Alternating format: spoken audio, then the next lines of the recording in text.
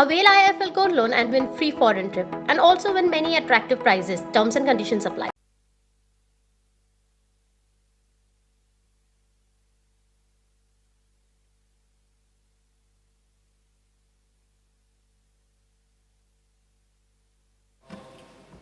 Minister for PWD, ताका हांवें assurance मागलेली त्या ब्रिजाक लागून एक्सिडेंट प्रोन झोन एट चिंबेल थिंगासोर म्हाका एश्युरन्स मेळोंक ना ताका लागून म्हाका तेणें एश्युरन्स दिवचे. PWD Minister Nani Magir. Discussion. Jennifer Monserrate. Speaker sir, I rise to support the demands and oppose the cut motion. I would like to speak on demand number 13, transport. Speaker sir, recently the Minister of Transport had mentioned that he is in talks with Ola and Uber. I would like to know if there's been any progress in this discussion and if it's implemented in Goa and for what reason and who are going to be its key customers. On today's newspaper, on the Goan, the industries has extended their support in bringing in Ola and Uber to Goa because they have claimed that they are overcharging. But these are the same people who made a passionate plea to the government to not increase the daily wages of skilled and unskilled workers due to COVID. So I would like to ask the government, weren't our taxi drivers affected by COVID? During the pandemic, they had a major loss in business. How do you expect them to survive and live? Because they live on what they earn on a daily basis. The government can take the same compassionate stand towards these taxi drivers.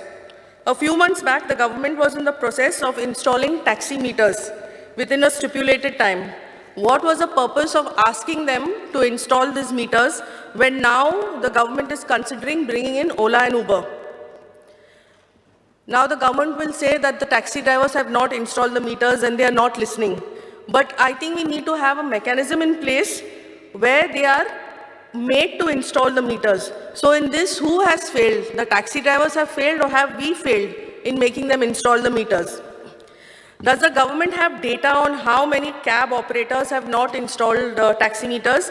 And for those who have installed the taxi meters, has the government reimbursed them to the tune of 11,000, which they promised to do so? I would also like to ask the Honorable Minister for Transport, if Ola and Uber is established in Goa, what will be their business model? Will the existing taxi drivers and their cabs from Goa be taken aboard? Or will the company invest in its own taxis?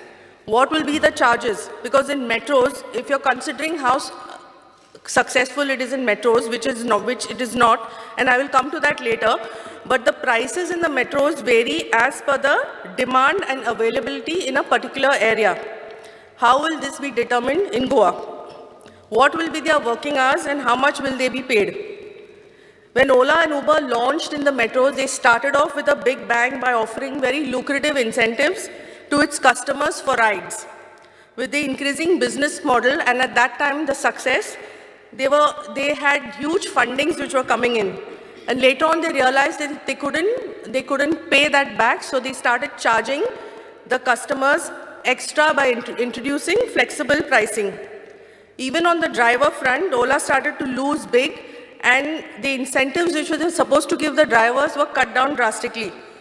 An article in the recent Economic Times said it has fired about 1,400 of its employees and their revenues have dipped to 95% in the last 2 months. So why do we want a failed business model in Goa? And just to bring to the notice of the House, they had a total cumulative loss of 17,453 crores. Speaker sir, tourism is not only about taxi drivers overcharging in Goa. They play comparatively a very small part in the ecosystem. If you go to see, everyone is overcharging, from restaurants to hotels to clubs to pubs, everyone is overcharging the customers. So why are we only targeting the taxi drivers? One must remember that the taxi drivers in Goa are very different from the metros. they make one single trip. Like even if it's a drop to the airport, they go to the airport, they drop the customers and they come back empty. So one must also consider that they charge both ways because they don't have anyone to bring back on their return journey. Speaker sir, and this matter does not only involve the Transport Department, but also involves the Department of Tourism, which will also play a vital role in resolving this issue. After a very long time, we have a tourism minister who understands what Goa needs and how to make it more vibrant. I think the government should formulate a business model which is sustainable over time in Goa by taking the taxi operators and cab drivers into consideration, which will help the locals and tourists alike.